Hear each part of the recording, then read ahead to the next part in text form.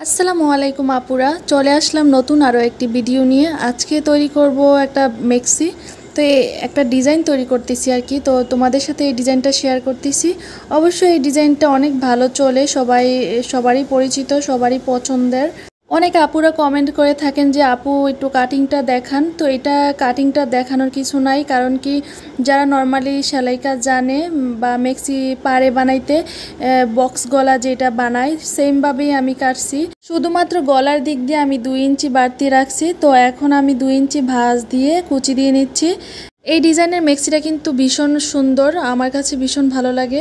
তো আপনাদের কাছে কেমন লাগে কমেন্ট করে জানাবেন। কুচিগুলো দেওয়া হয়ে গেছে, এখন আমি মেপে দেখতেছি আমার যতটুকু দরকার ততটুকু আছে কিনা। আর যদি না থাকে তাহলে সাইডে দিয়ে কুচি বাড়াই নিতে পারবো, আবার কুচি দিয়ে দিতে পারবো, কোনো সমস্যা নাই। আর এখন আমি এই যে কুচির মাঝখানে যে ফিতাটা দিব এটা তৈরি করে নিচ্ছি। 1 ইঞ্চির থেকে একটু কম পরিমাণে সেলাইটা দিয়ে আমি সাইডের কাপড়টা ফেলে দিচ্ছি। তারপর এখন আমি উল্টিয়ে নিব একটা সুই দ্বারা। তো একটা সুন্দর একটা ফিতা তৈরি হয়ে যাবে। অনেকেই এই ফিতাটা আরও চিকন তৈরি করে, তো আমি মিডিয়াম সাইজে তৈরি করছি, আবার বেশি বড় দিলে কিন্তু সুন্দর লাগবে না। তো আমি এটা ফিতাটা তৈরি করে একটু ঘষে ফিনিশিং দিয়ে নিচ্ছি।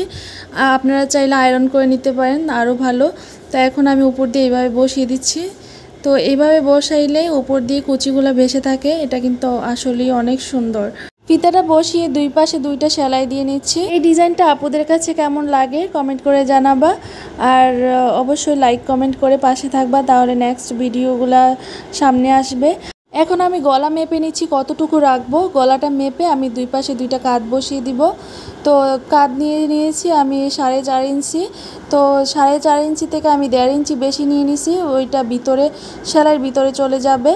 তো এখন আমি দুই পাশে 2টা কাঁধ বসিয়ে দিয়েছি, তারপর অপর পাশে কাঁধ বসিয়ে হাতা বসিয়ে নিব।